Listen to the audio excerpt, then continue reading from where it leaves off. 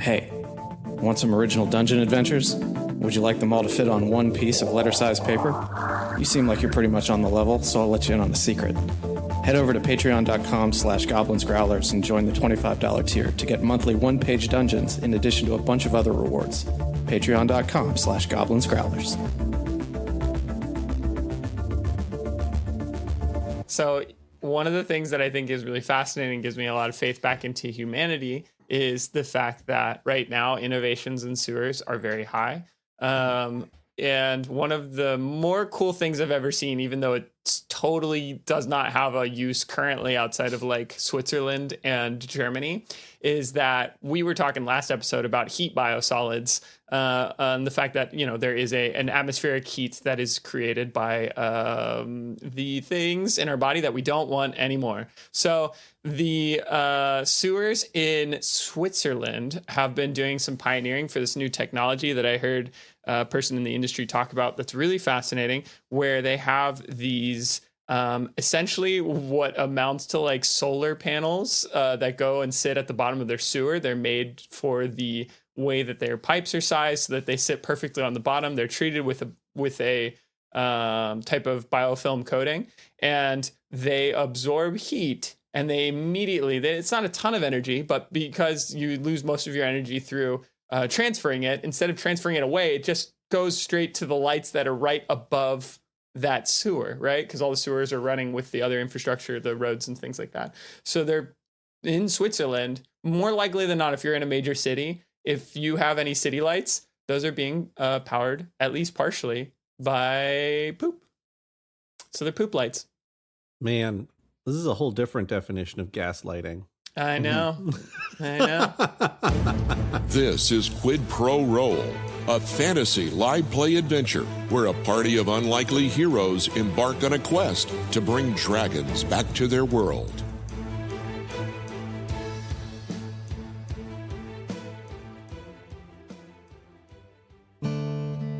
Well, howdy, listeners. Welcome to the Daily Crier Listening Show, where all the news and fairy and beyond can make its way right to you. The party travels down into the smelly and toasty depths of the city to discuss plans for both infiltration and potentially seeking out just who these crest-sketching allies are.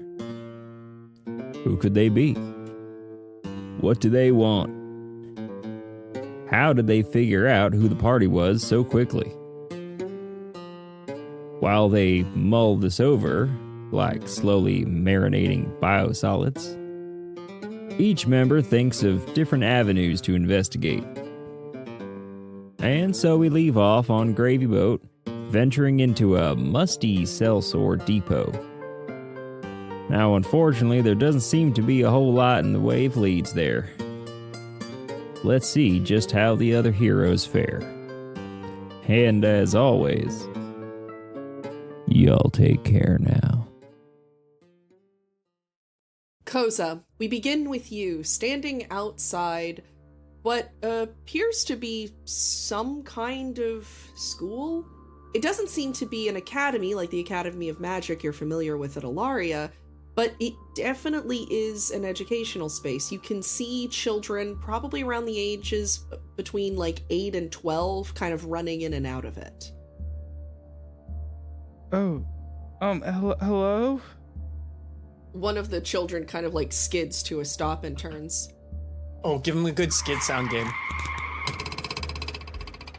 Hell yeah. Sounds awfully quirky. Can I, yes, sir? Hi, are you all, hiring? The child looks at his friends and then looks back at you. I think you need to talk to an adult. Pull out a clipboard. Yeah, of course. Do I see any adults? As you look, you can see a couple of teachers are guiding students into various rooms. There is one woman who kind of dusts her hands off her skirt as she sees you talking to the kids, walks over. Hi, can I help you, friend? Hello, I'm looking for a teaching position. Oh, well, most of those are employed by the crown at this point. You would have to petition Lady Ophelia. Oh, okay. It has been difficult, hasn't it? Well, the curriculum has become very strict, and they want to make sure that anyone they hire is up to the task. Of course, yeah. Are you new around these parts? Where are you from? Oh, yes, I've been traveling for a while. I'm recently back from a research in Ocean Var. Oh. Yes. I've never been there. I've heard it's beautiful. It is. But I need to find work now, but it seems everything has changed. Well, things are... Well, do you need directions to the palace? I think they're holding court right now. You could go petition. Well, if that's the only option for, it'd be nice if there was another way. I don't disagree, but they have decided to do it this way to maintain standards. Is it helping with standards? We are very focused now on Barosian history. Oh, okay. I guess then I don't know much about Barosian history, to be honest, at least as a professor, so... Well, a lot of it is focused on our history with Ilaria and their history of aggression. Oh. Yes, of course. The aggression. So, now obviously we focus on other things, literacy, mathematics.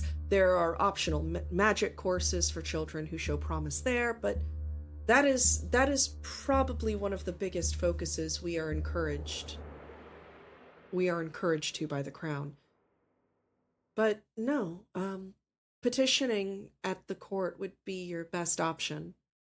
It might not be at this school, it might be at one of the other ones, but that is how I got my position. Well, I see. Thank you for your time. Of course, good luck. Thank you. I hope that you do find your way here. I'd love to hear more about what's happening in Ocean Var. Yes, I would love to talk about it. But,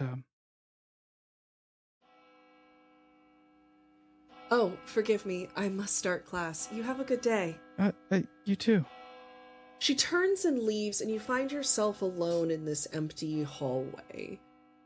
This place is sparsely furnished and barely decorated, if at all, but it's clean, it's well maintained, and nothing appears falling apart like you've seen in a couple of other places. Mm-hmm.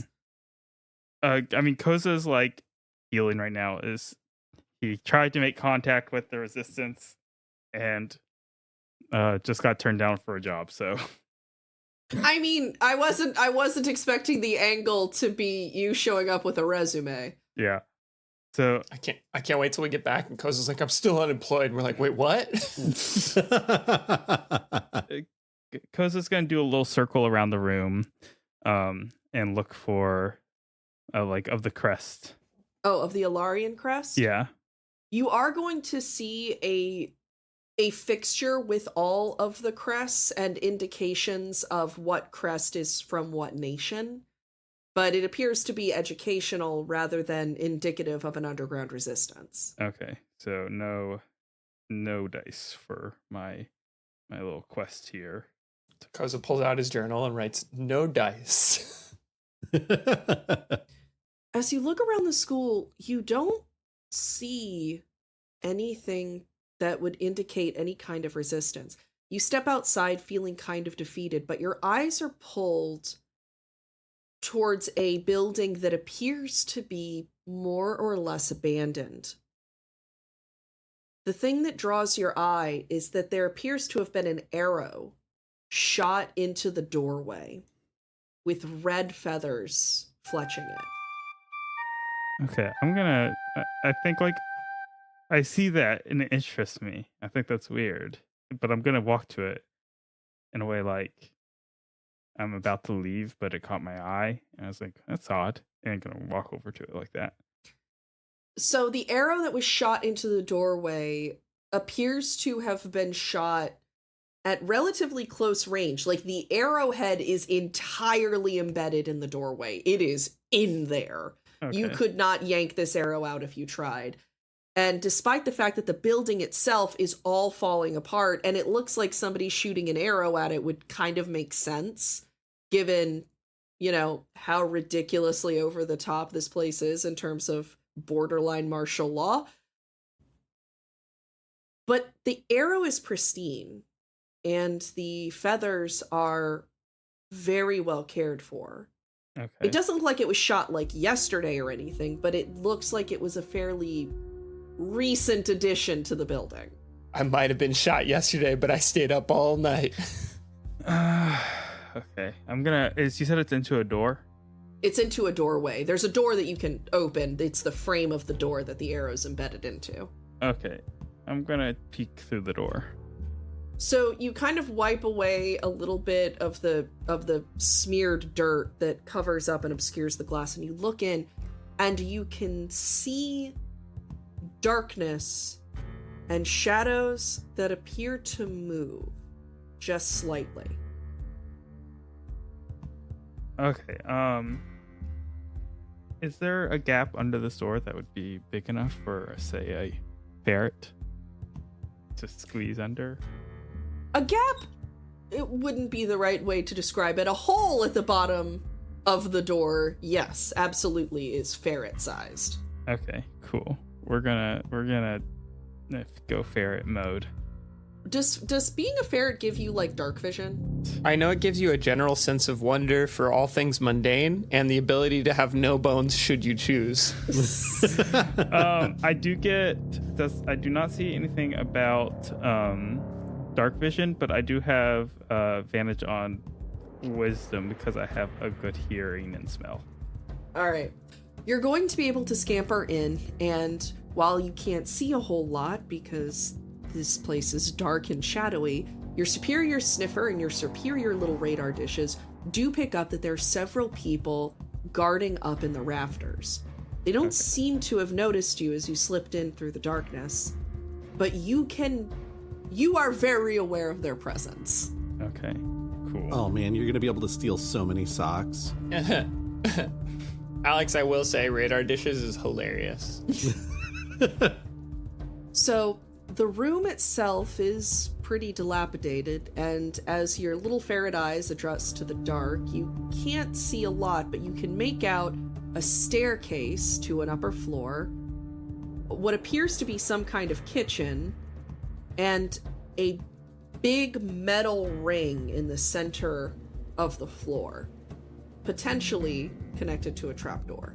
Okay, and you said there's people up in the rafter. Yes. Are they, like, saying anything? No, they're quiet. Okay. You can hear, like, occasionally, like, a kind of, like, kind of thing. Okay. And you said does the staircase go down? Goes up. Up, okay. But then there's what looked like kind of a trap door. When you say trap door, does it look like a trap door? It looks like a hidden floor door. Okay. Are there any, like, holes or gaps in this door that are, say, ferret sized? A ferret that can, like, turn into a boneless creature almost? You're able to find sort of one of those knots in the wood, those, like, weird circle parts of wood that's been knocked out. Okay. Either by the natural rot of wood or by an intentional peephole being drilled. Mm-hmm. It's a tight fit, and at one point your little ferret butt gets kind of stuck and your little tiny back legs have to, like, kick to propel yourself through. but you are able to get through the trap door, and you find yourself on a staircase lit with candles deep underground. Okay. I'm going to continue deeper. You kind of do the little like ferret hop where like your front legs come down and your back legs follow stair by stair by stair like a furry slinky. Yep. You end up on a dirt floor. Okay. And there are a couple of things that you notice. The space underneath this building is larger than it should be. Not gargantuan, but definitely more than the abandoned building would indicate it contained. There are torches that light up the dirt walls around you. And there are a couple of small rooms that are filled with what appear to be supplies, barrels, crates, and you notice hundreds and hundreds and hundreds of arrows. You see a couple of hooks that are covered in red bands, like red scraps of fabric. Okay. And as you go deeper, you see a couple of guards looking around. They don't seem to be looking down because I don't think they imagined a ferret would be the thing they would be looking for. And at one point you find what appears to be some kind of dormitory with a bunch of cots, and then a large room filled with benches, and in the center is a large table with a map of the Boros Empire. There are several pieces on it and a dagger that's been slammed into the city of Venturian's capital. Okay. Take that, capital. It's where the palace should be. The dagger's just like right there.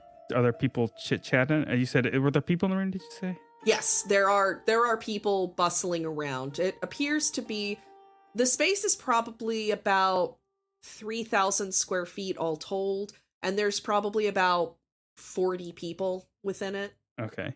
And my plan is I'm taking some time to just kind of listen to like hear what people are talking about, what people are up to. So you're going to hear a couple of sort of inane conversations. There's going to be a discussion about how somebody took more than their share of bread at breakfast this morning. You're going to hear a conversation with between two of the guards about, how their wife is doing, because it seems like she just had a kid. And then there's another conversation that's happening in very quiet whispers. You bound closer, only to find that it is two people talking about a rash that won't seem to go away. As you get closer to the table, though, you notice this really large man with his hair braided tight to his scalp and held together in a ponytail at the back of his head. There's a red band that he wears around his head, kind of like Ryu from Street Fighter. And he's bent over the table and talking to a couple of other people, pointing to spots here and there. I will say I really love that Alex was like, hey, I know what you're thinking, audience.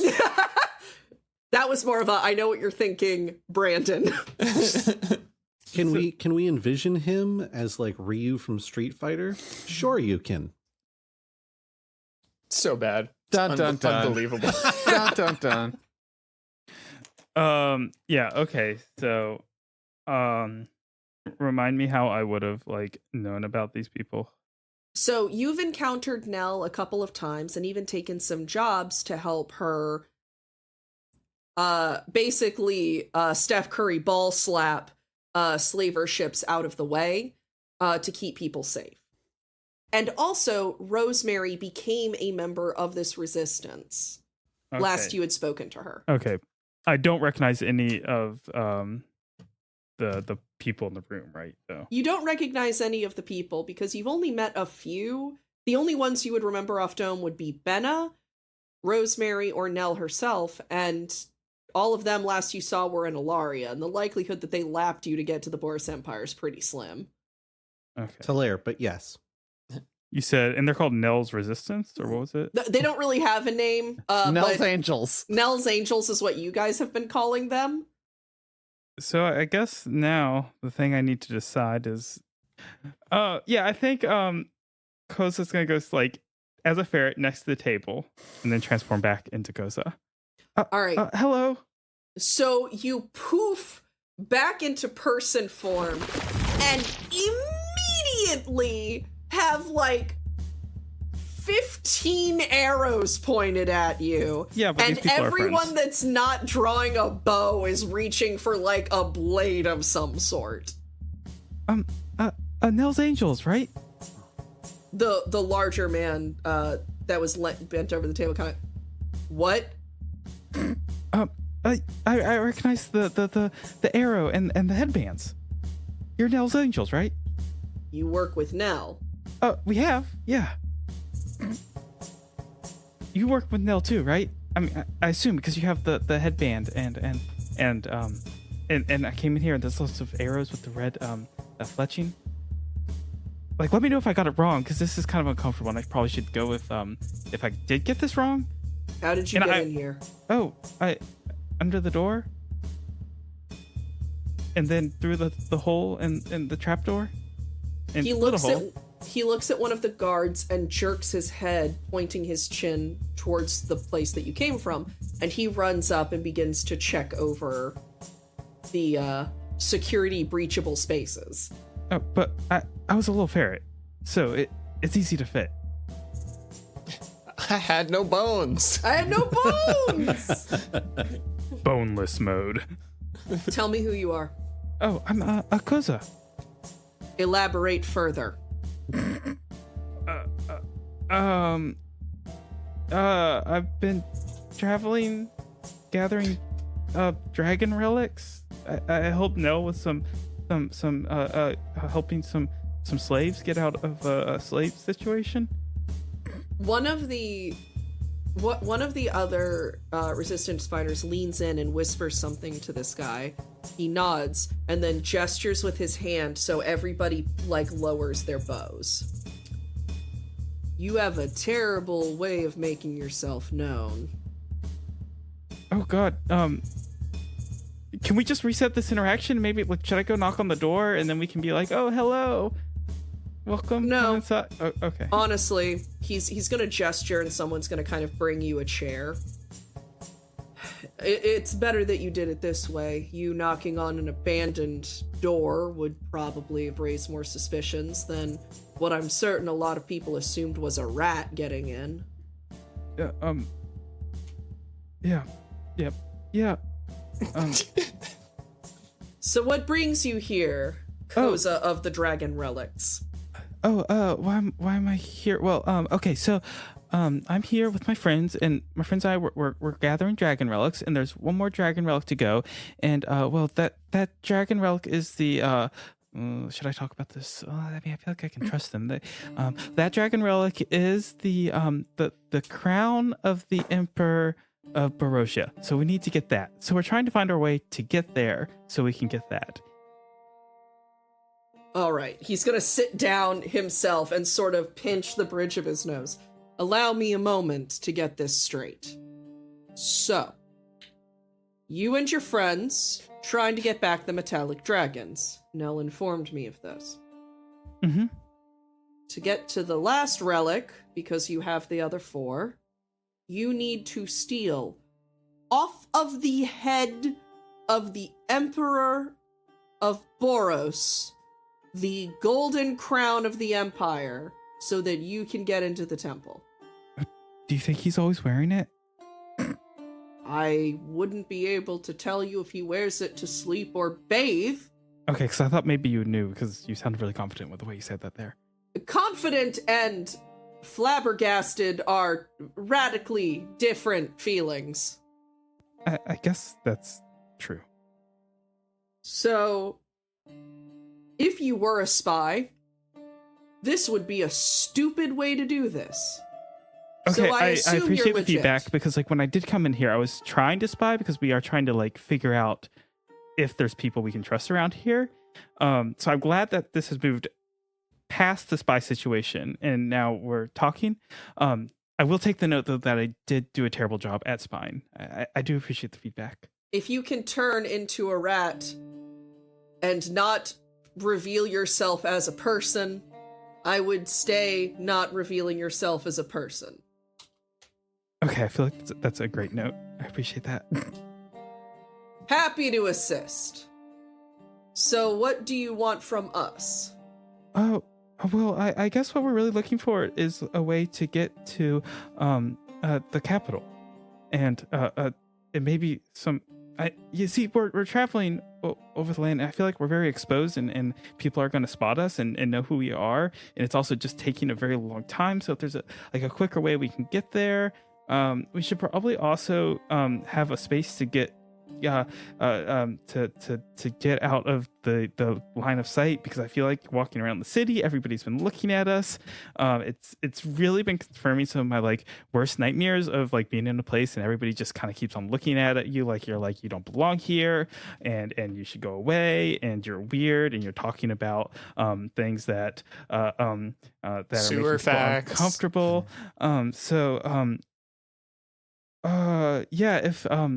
If there's a way we could maybe like, sometimes it's nice to just like be with your friends and people you can trust who won't look at you like you're weird. And I guess that's kind of also just what I'm looking for right now. A very slow combination of like a smile and a look of concern crosses this man's face. And he thinks for a moment and goes, all right, 2 points. Point 1. Your friends should meet us tomorrow evening at a different location. Moving around is wise. It keeps places from getting compromised. Okay. 2. Do you need to talk to someone? Are you all right? I'm doing great. Yeah, doing great. I mean, do you want to talk? Do you have another friend in your group who is better at spying? Oh, yeah. I mean, you don't have to be that rude about it, but because I feel like there is room for improvement. I know I can do it. Like, I really know I can do it. Like, I understand everything that goes into it. But I mean, I have been learning from Solinar. It smash cuts over to Solinar and he's like, a lot of books you got in here. But anyway, do you all need to like share notes or something? The same person leans over his shoulder and mutters something to him, and he nods. Yes, you should be traveling with Solinar, Johannes, and Boat. Yeah. Right. Where are the others? Oh, we split up. We're all just trying to go find some people like you. Here's hoping they find if they find my compatriots and it's in a better spot than you did. You should probably learn what's going on here. Things are getting worse. And at that line, we are going to rocket over to Johannes, who is going to be at a laundromat. Before we do that, I do want to say that when you turned to Koza with that character, after Koza did the explanation, you were like, let me get this straight.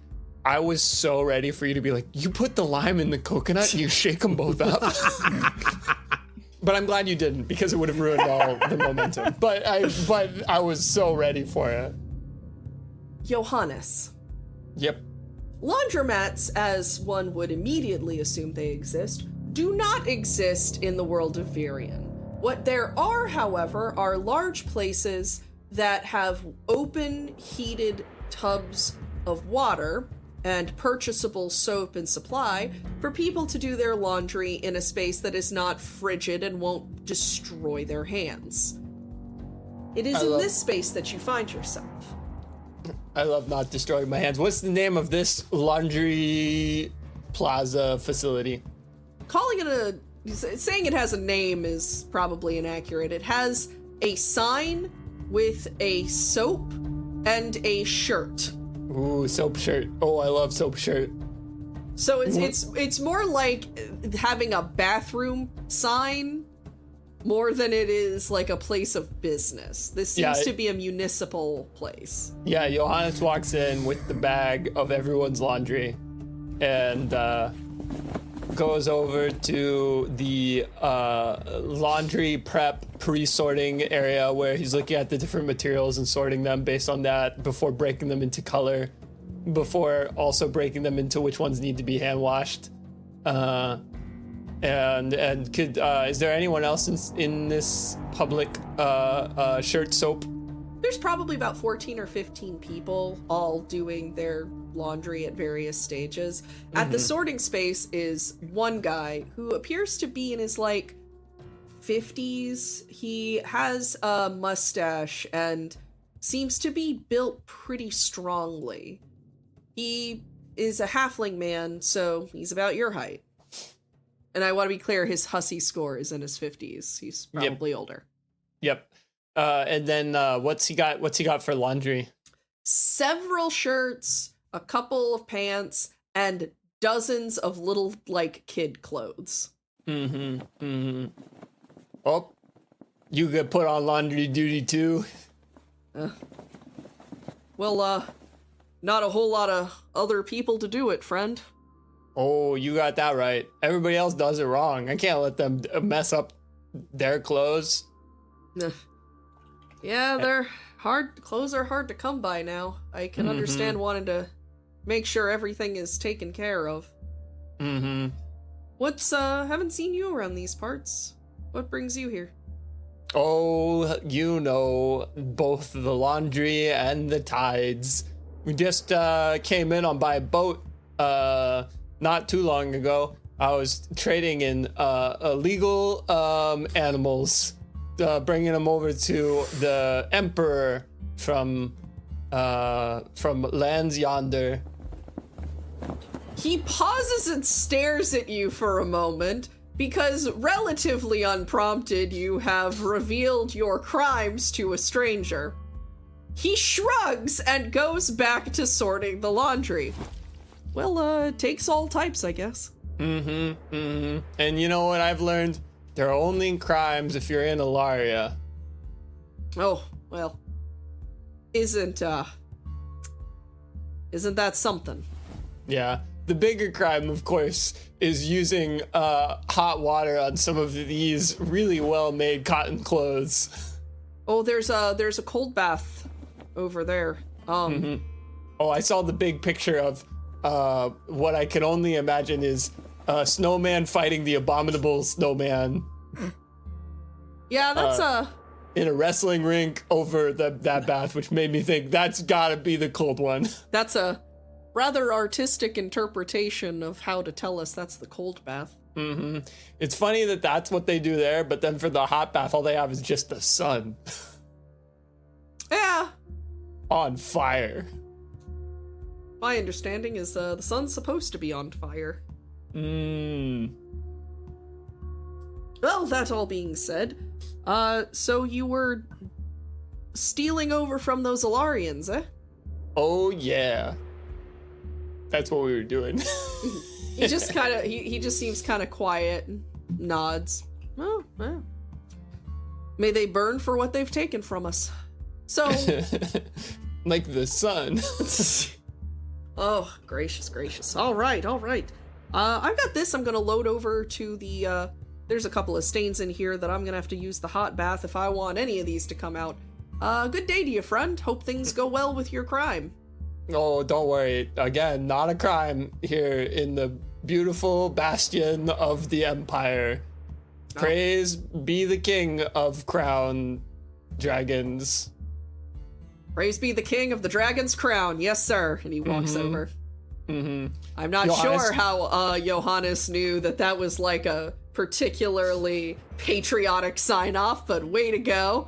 Yeah, Johannes is sitting there and he's like, you can, inside of his head, there's just like a big open like cathedral. This is a metaphor of inside of his brain. Big open cathedral, tons of stained glass, lots of light coming through, but otherwise completely empty. And then there's one little prayer mat set out, and you can see like one brain cell going up to it being like, what did I learn in class? What did I learn in class? What did I learn in class?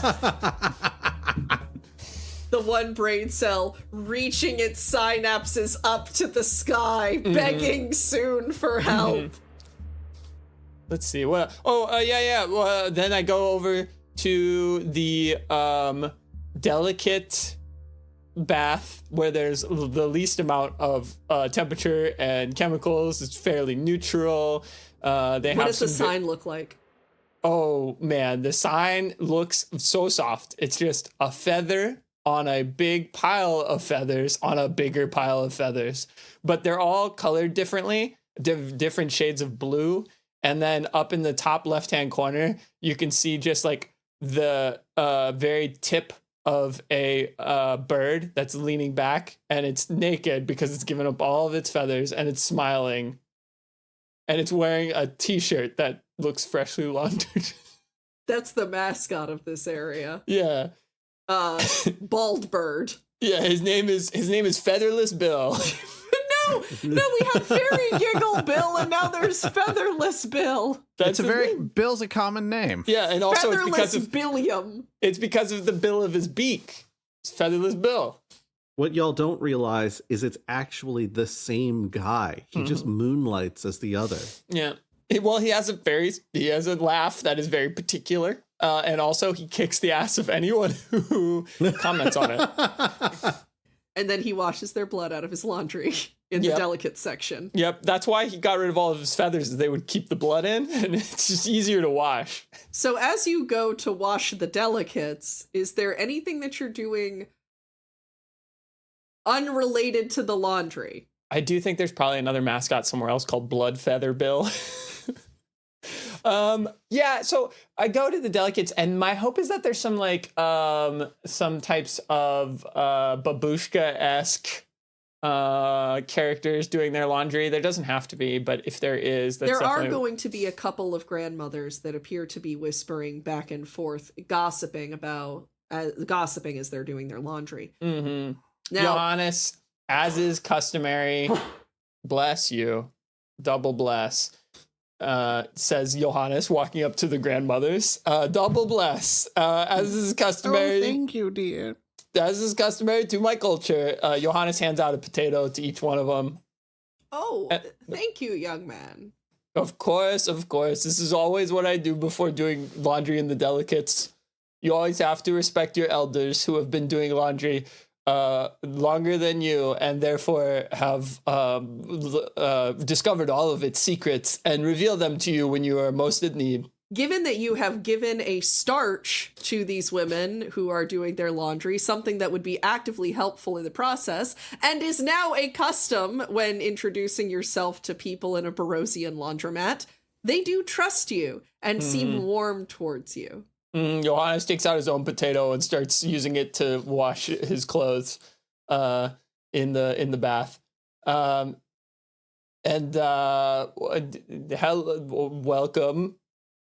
to your conversation. Hello. I am wait, did we decide on fake names? We're in the sewers. Boat. I know we're splitting up. Should we have fake names? I mean, I'm gonna stick with Jazz Hammering if it comes up. Oh, could you give me a fake name? You're always the best at it. All right. Name your favorite color, your favorite food, and your favorite animal. Okay, I got it. My name is color, food, animal. Let me make sure I get this in the right order. Color, food, animal. Oh, hello. My name is Perp Burglar, the cheetah. I demand you write that alias down right now so you do not forget it. Okay. Also, Josh, Hello? since you jumped in as one of the grandmas, you are a grandma now. Oh, that's quite the street name you've been running with the local gang. Well, you know, when you're but a wee lad and you just want to be one of the boys, you know, you want to be one of the boys, you see a fence, you climb the fence, and that's what happened to me. But then these days, I spend more time doing laundry than I spend time burglaring. Oh, don't I know it? Yes, yes, indeed. Lots of time doing laundry these days. Not a lot of time for shooting dice in the alleys like we used to. You get it, Gran. The other grandma kind of paps her with a rag she's got in her hand, like aggressively, like, no, things are much better than they once were, right, Agnes? Well, of course they're much better than they were. You don't hear nearly as much about crime happening or people having their homes broken into. You know, it's a terrible shame finding out that those Tremblays down the road, and finding out that they were in league with forces of evil. Some Alarian sympathizers is what I heard. The whole family dragged away in a day. What a shame that they were not found sooner. It's unbelievable the kinds of things people are getting into now. I do, in part of me wishes for a simpler time when we would just dice in the alley. We'd just be bones tossing. Oh, I loved a good toss of the old bones. But now it feels like I am the old bones, and I feel tossed around by the tempest of the world. And the only protection, of course, is the Emperor. Long may he be a shield against the winds of change.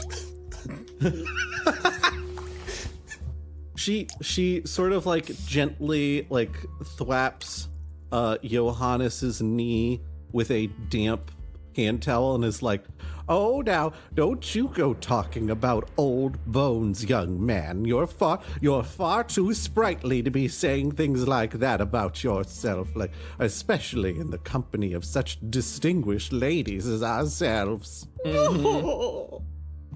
Well, if I would have been able to clock how that you what you have admitted to me, which is your true age from afar or even a close, I would have said so. But it was very difficult to know that you were so wizened until after you told me, because you look young.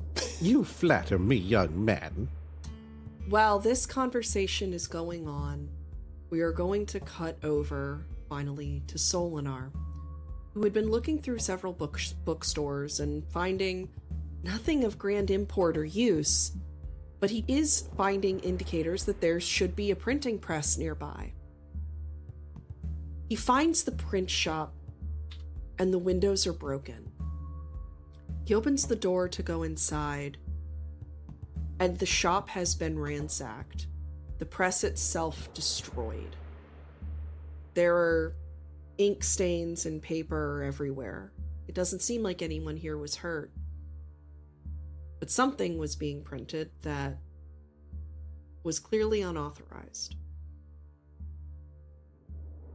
With Boat having direction with the Fighters Guild, with Koza having found the resistance, with Johannes finding a bit of joy in the locals, a little bit of life and sprightliness. At the very least, Solinar has found a lead.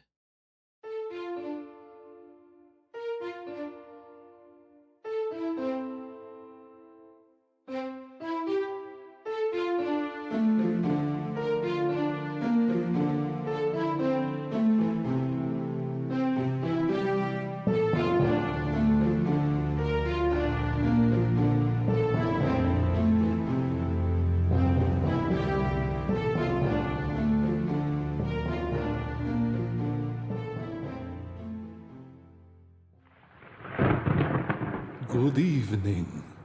I have been told that I should thank all of our patrons, which give us our dark and powerful energies. I would like to extend our thank yous to Andrew Lay, Caribou Puppy, Dorothy, Haley Dennis, Sarah Lavender, and Stephen W. I wish you only the spookiest of times, and be sure to eat your vegetables. Real quick, Steph Curry ball slap, where did that term come from? It was one of the only basketball players I know, and I know that that's a thing you do at basketball. Got it. Okay, because I was very curious if that was created on. He's a relative to basketball players. He's a very small player who's known for shooting. So I was very legitimately curious if that was a phrase. No, it not- was. I can't remember the first name of the player whose last name is Matombo, who I know is known for that. So I just Dikembe. yeah, Dikembe Dikembe. Matombo. Oh no I know. no no! Yeah, I know he's known for that. And if it will be easier and isn't funny, I'm happy to re-record it. No, that's awesome. I But legitimately I just had to ask because it defaulted- was awesome. No, I just defaulted to the other basketball player I knew off dome. I was very curious if that was a real phrase and or a created phrase. Either way, it would have been really funny. So both good. I love the idea that because Steph Curry is such a short player, he is blocking shots with ball Yeah. slaps, but not in the way you would traditionally. Yeah, it could have only been better if you were like, yeah, Muggsy Bogues ball slap. Look, I know nothing about sports. I'm trying here, you No, guys. you crushed it. You named a player and you named a thing that happens in the sport. That's a big I'm a winner. That's a win. Literally, You it's because I called- couldn't remember couldn't remember Dikembe Mutombo. Yeah. Like a Wayne Gretzky hockey skate. I do know who Wayne Gretzky is, and that's the only hockey player I know. You could always just, throw out like a Coco Crisp home run pullback. Yeah. Is that a thing? Because that sounds like the kind of thing I would make up when I don't know what I'm talking about. I don't know. Audience, you're going to have to figure that one out for yourself.